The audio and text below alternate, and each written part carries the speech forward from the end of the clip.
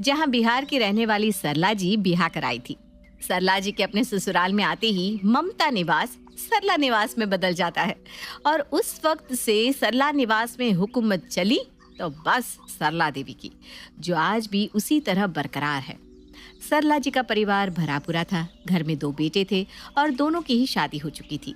बहुओं को जिम्मेदारियां सौंप कर अब सरला जी सारे काम से मुक्त हो चुकी थी। पर बहुओं को सिर्फ उन्होंने रसोई की जिम्मेदारी ही सौंपी थी और किसी चीज की नहीं। सरला जी की दोनों बहुएं प्रेरणा और प्रिया को अपनी किसी भी सहेली को अपने घर बुलाने तक की इजाजत नहीं थी, पर सरला जी खुद रोज अपनी सहेली को अपने घर बुलाकर बिठा कर रखती थी। रोज की तरह सरला जी की सहेली विमला उनके घर पर आती है। ना ना विमला, यही तो मार खा जाते हैं सास ससुर। अपने जीते जी तो एक फूटी कौड़ी बेटे बहू के हाथ नहीं करनी चाहिए। अरे बेटा तो हमारा अपना है, पर इन लड़कियों का क्या भरोसा, कब कौन सी पट्टी पड़ा दे बेटों को और हमें घर से बाहर कर दे, तो क्यों ही सौंपना इन्हें कुछ। पर क्या ही फर्क पड़ता है सरला, कौन सा हम अपने साथ इन धन संपत्ति को ले जाने वाले हैं। फिर तो तू ये लाली लिपस्टिक भी अपने साथ नहीं ले जाने वाली। क्या करती है मेकअप, ऐसे ही रहा कर। अरे पर अब अपनी बहुओं को मैं मना भी कैसे करूं, घर में कलेश शुरू हो जाएगा ना। प्रॉपर्टी की बात छिड़ी ही क्यों, क्योंकि तेरी बहुएं दिन भर फ्री रहती है और अपनी सखी सहेलियों से बात करती है। फ्री रखना ही क्यों है बहुओं को, 24 घंटे काम में लगा कर रखो, इधर उधर दिमाग जाएगा ही नहीं। कोई उनके कान भरेगा नहीं तो कैसे घर के बंटवारे की बात उठेगी। अब मेरी बहुओं को देख, पता चलता है कि घर में 2 बहुएं हैं। जहाँ देवरानी जेठानी एक दूसरे को काटने दौड़ती है, मेरे यहाँ मजा लेके दोनों मेरे आगे चू चपाट कर ले। अभी रुक, तुझे एक डेमो दिखाती हूँ। सो गई क्या बड़ी बहू? एक कप चाय मांगी थी, एक पतीला नहीं। हे भगवान, मम्मी जी आवाज दे रही हैं। आई मम्मी जी। अपनी सास की आवाज सुनकर भागती हुई प्रेरणा चाय का कप लिए अपनी सास के सामने प्रस्तुत हो जाती है। वो आंटी जी कम दूध की चाय पीती है ना मम्मी जी, तो पहले मैंने वो बना कर रख ली, फिर आपकी चाय चढ़ाई। पर आपको कड़क चाय पसंद है ना, इसलिए चाय खौला रही थी। आपकी चाय तैयार हुई तब तक आंटी जी की चाय ठंडी हो गई, फिर मुझे उस चाय को गर्म करना पड़ा, इसी में देर हो गई। ठीक है, ज्यादा उछल मत। अदरक डालिए ना। जी जी मम्मी जी, अदरक डालिए, इलायची डालिए, चीनी आधा चम्मच, आपकी सेहत को ध्यान रखते हुए बिल्कुल वैसा जैसा आपको पसंद है वैसे ही बनाइए। ठीक है, जाकर नाश्ते की तैयारी कर, और वो हो जाए तो मेरा कमरा साफ कर देना। अरे ऐसे क्या जा रही है, ये जूठे पानी का ग्लास कौन लेकर जाएगा यहाँ से? पानी का ग्लास उठाकर प्रेरणा वहां से किचन में चली जाती है। देख लिया, ऐसे रखा जाता है बहुओं को, इसे कहते हैं खौफ। इन्हीं कामों में उलझी रहती है ये। इसी तरह बहुओं को एड़ी के नीचे रखा जाता है। अब अगर बहू नाम के कौवे को सर पर बिठाएगी तो वो कौवा तुम्हारे सर पर ही अपनी चोंच मारेगा ना विमला। मान गई मैं तुझे सरला। क्या हुआ दीदी, आप इतनी तेजी से भागकर क्यों बाहर आ गई? तुझे पता नहीं क्या मम्मी जी को बिल्कुल पसंद नहीं है कि उन्हें किसी को दोबारा आवाज लगानी पड़े। अगर आज उन्हें मुझे दोबारा आवाज लगानी पड़ती तो न जाने रात तक इस घर में क्या हो जाता। बेकार में मुझे घर में कोई कलेश नहीं चाहिए, इसलिए चुपचाप वो जो कहती है सुन लेती हूँ। तो एक दिन हो ही जाए क्लेश, जब देखो काम काम काम, एक काम खत्म नहीं होता कि दूसरा थमा देती है। इतना काम करने के बाद गुस्सा हमें आना चाहिए, तो मम्मी जी को किस बात का गुस्सा आ जाता है पता नहीं। सुबह से मुझसे मटर छिलवा रही हैं। तभी सरला वहां आती है। कुछ ही मटर बाकी है प्रिया, ये हो जाए तो कमरे में आ जाना। मेरे घुटनों में बहुत दर्द हो रहा है, जरा घुटने दबा दे। जी मम्मी जी। प्रिया तेल लगाकर अपनी सास के घुटनों की अच्छी तरह से मालिश करती है। लीजिए मम्मी जी, हो गई मालिश।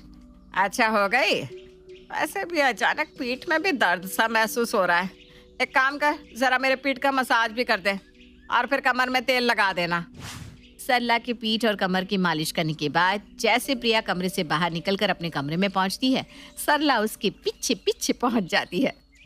वो जो मटर छिलाए ना बहू, उसे 4 हिस्सों में अलग अलग कर फ्रिज में रख दे, और जो छिलके हैं उन्हें बाहर डाल कर आ। अभी 11 बजे है, अभी तो रात तक कोई रजाइयों को ओढ़ेगा नहीं। 10 घंटे हैं हाथ में। एक काम कर, ये मटर का काम हो जाए, इसके बाद सारी रजाइयों को धोकर छत पर सुखा देना, और ध्यान रखना कहीं कोई कौवा उस पर बीट ना कर दे। और जब रजाइयाँ सूख जाए तो उन्हें नीचे लाकर अच्छी तरह समेट कर सभी के कमरों में रख देना। पर ठंड में रजाइयों को धोने की क्या जरूरत है मम्मी जी? 2 महीने से उन्हीं रजाइयों को ओढ़ रहे हैं। अरे धूल जम जाती है, तो जा काम पर लग। प्रिया को काम सौंप कर सरला प्रेरणा के पास आती है। दोपहर में क्या बना रही है बहू? अच्छा, दाल भिगोई है। ठीक है, फिर दाल चावल और 2 सब्जी बना लेना। और ये हो जाए तो टीवी देखने मत बैठ जाना। मेरी पुरानी साड़ियाँ हैं, उनका फॉल निकाल कर अलग कर देना। वही फॉल नई साड़ियों में लगाने को काम आ जाएंगे। सरला अपनी बहू को 1 सेकंड के लिए भी आराम नहीं करने देती थी, एक के बाद एक काम।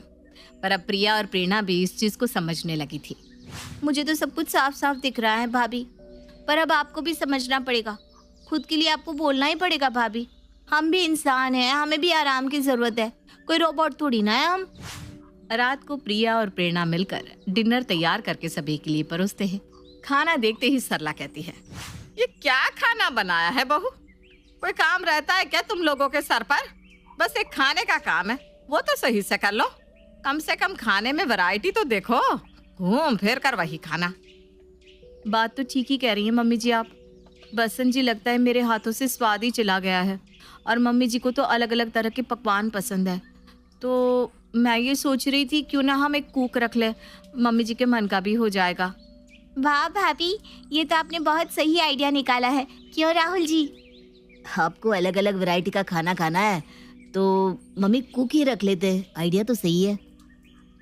लगता है मौसम बदलने वाला है। सरला निवास के नेम प्लेट का बदलने का वक्त आ गया है।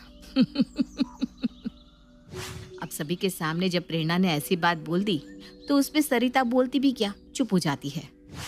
आज इस प्रेरणा की बोली निकली है।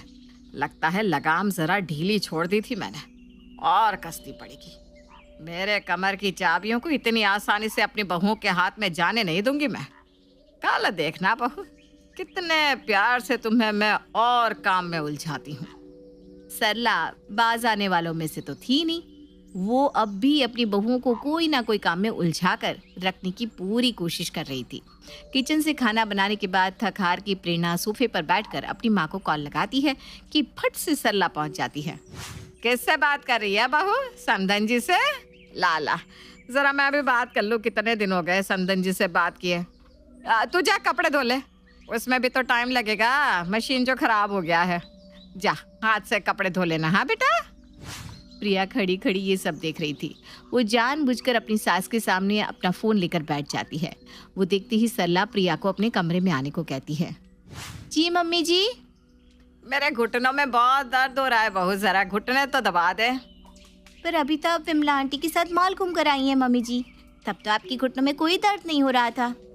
तो तू कौन सा बाहर पहाड़ तोड़ रही है? बैठकर फोन ही चला रही है ना। दबा मेरे घुटने। 20 मिनट अपनी सास के घुटने दबाने के बाद प्रिया जैसे ही उठने लगती है, सरला प्रिया से कहती है, जरा सर पर भी हाथ फेर दे बहू। सर में अचानक बहुत जोर का दर्द उठाया है। क्या? अरे राहुल जी, जल्दी इधर आइए, जल्दी। पापा जी, भाभी, मम्मी की तबीयत बहुत खराब हो रही है, उन्हें अस्पताल ले जाना होगा। सभी जल्दी से आ जाओ। प्रिया की आवाज सुनकर सभी भागते हुए सरला के कमरे में आते हैं। जल्दी मम्मी जी को उठाइए, इन्हें गाड़ी में बिठाना होगा। मैं डॉक्टर को कॉल लगाती हूँ। ये तो ज्यादा ही तेज निकली। अरे बहू, हर बात को मन से लगा लेती है। मैं तो मजाक कर रही थी।